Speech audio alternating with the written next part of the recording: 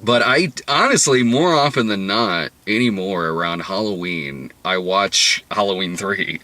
Because I fucking love Halloween 3. Honestly, it might be my favorite one of the series.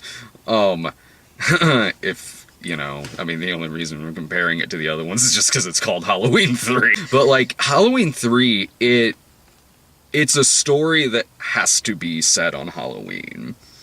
And really, the first Halloween movie isn't. Like, it's. I mean, there's a reason why there's several slasher movies after it that are pretty much Halloween, but they don't all take place on Halloween. Halloween 3 is. It's a story like it. You know, it gets into the lore of Halloween. It gets into some weird, like, history and stuff like that. Like, it breathes the season. Like, it absolutely does. And it's got so much stuff in it. Like, it revolves around, you know, masks, trick-or-treating, practical jokes. And it feels like it's this weird kind of horror sci-fi that feels like something you would be watching on Halloween. Like, it feels like, you know, like in the first one where they're sitting there watching television and it's the old 50s sci-fi films. Halloween 3, though wildly more graphic and definitely more 80s, it feels like it's like kind of just a modern update on that kind of like sci-fi movie, like that kind of like body snatchers type thing. And I love it. I watch Halloween 3 every year. Like, I make it a point to just sit down and watch Halloween 3. And I'm so glad that over time that movie found an audience. Like, and it does. It has a huge audience. Like, it's hands down, it's the best sequel of all of them, but it doesn't have anything to do with the other movies. What I love, also another thing too that really makes Halloween hold up, is the characters. Like, beyond, like, it's really easy to root for Laurie Strode. Like, it's totally easy to really want this character to live by the end of it. But you got crazy old Donald Pleasance there being awesome, like scaring kids who are gonna go up to the Myers house. Because at this point, you don't know that Laurie Strode is Michael Myers' sister, which has never been one of my favorite twists in the world, but I mean, it's better than, like, the Thorn cult. I like that the first one, that, like, he just simply just fucking wants them dead. Like, Laurie just went up to his house to drop off a key, and he saw her, and just wants them dead. In terms of the other movies, I like the second one. I think the second one is a good slasher movie. Like, yeah, it's definitely way more of an 80s slasher movie than of course this one is. I mean, this Halloween 2 is very much sort of what slasher movies became after Halloween. But it's still a good slasher movie. It's not as good as the first one. Like, it's not spooky and creepy like the first one is, but it's like just a body count slasher movie. It's fun. It's still got fun characters in it. I was also a huge, like, in terms of, if we're looking at whole series of movies, looking at them as a whole, the Friday the 13th movies of the popular series were my favorites, just as a whole. Like, the first Halloween movie's a better movie than the Friday the 13th, but looking at them as a series, like, the Friday the 13th movies to me they're just kind of about having a good time. Like, there's fun characters in them. Like, there's funny parts. The kills are usually pretty good. Jason cuts an imposing figure. There was just a lot of different fun stuff that they would do in a lot of the Friday the 13th movies. And I like those better as a whole, just because there's just a lot of the Halloween sequels I just don't like. I'm not a huge fan of 4. 5 surprisingly held up for me when I watched it a couple of weeks ago. And I remember, I mean, I'd seen 5 probably a few times, because I also owned it when I was younger. And I always just linked 5 so much with 4 that I kind of just was like, okay, my opinion of 5 is probably the same as my opinion of 4. But watching it again the other day, and it had been a number of years since I had seen it, watching it again the other day, I was like, I don't mind this movie. This is like, I actually feel a sense of danger in this film way more than any scene in part 4.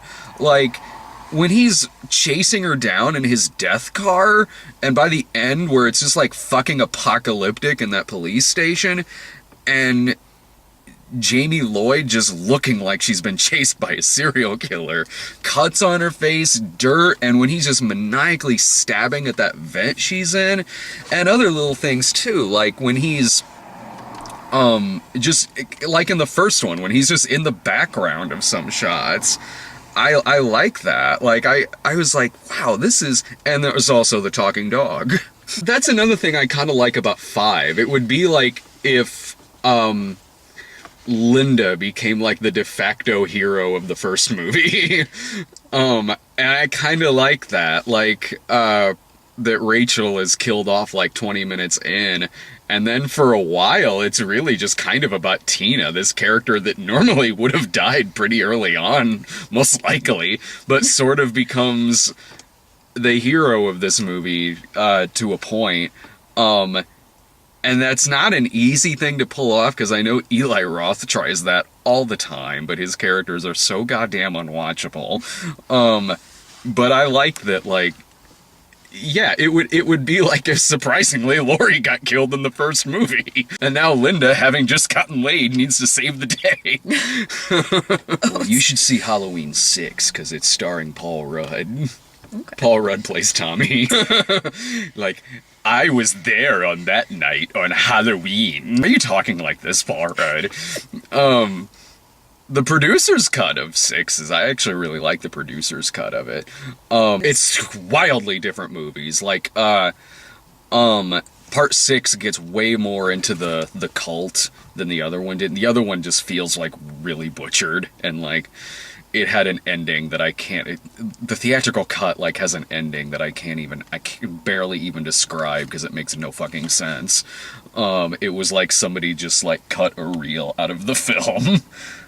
And H2O and Resurrection, I wasn't a fan of. Those just reeked way too much of like post-Scream bullshit when every other slasher movie was trying to be like Scream, in that all of their box covers even looked the same. Like, at least like now it seems like, you know, there's a little bit more originality put into horror movie posters. Or maybe I'm just thinking of the ones that work, but at that time, after Scream, like, before then, like, slasher movie posters would be, they could be kind of cool looking. Like, it'd be just like, I don't know, a mask, or some artwork, like, you know, like, Freddy's got his glove out and the characters are standing on his fingers, or, you know, the Friday the 13th cover with them standing in the woods.